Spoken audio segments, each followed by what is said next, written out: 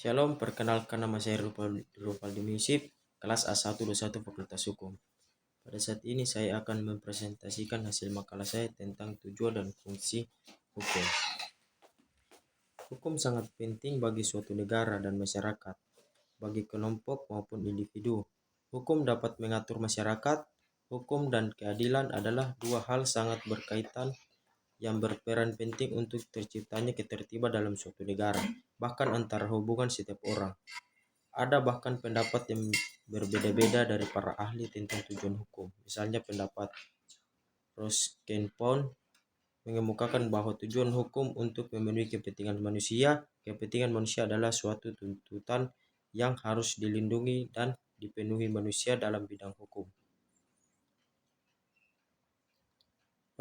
Rochespon membagi kepentingan manusia yang dilindungi hukum menjadi tiga, yaitu public interest, kepentingan umum, social interest, kepentingan masyarakat, private interest, kepentingan individu. Tujuan hukum bagi para ahli, mereka tidak memiliki kesamaan mengenai tujuan hukum. Ada ahli yang berpendapat bahwa tujuan hukum adalah untuk melindungi kepentingan masyarakat dan juga memandang tujuan hukum adalah mengatur tata tertib dalam masyarakat dan lain. Ada juga yang berpendapat tujuan hukum adalah tidak keadilan semata-mata dan masih banyak lagi pendapat dari para ahli.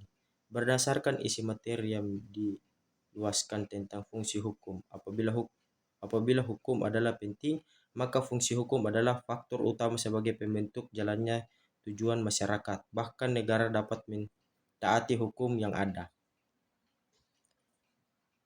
Memandang bahwa fungsi hukum adalah mengatur, menjaga, mendidik, menertibkan keamanan, memberikan keadilan sehingga dapat membahagiakan rakyat dan negara.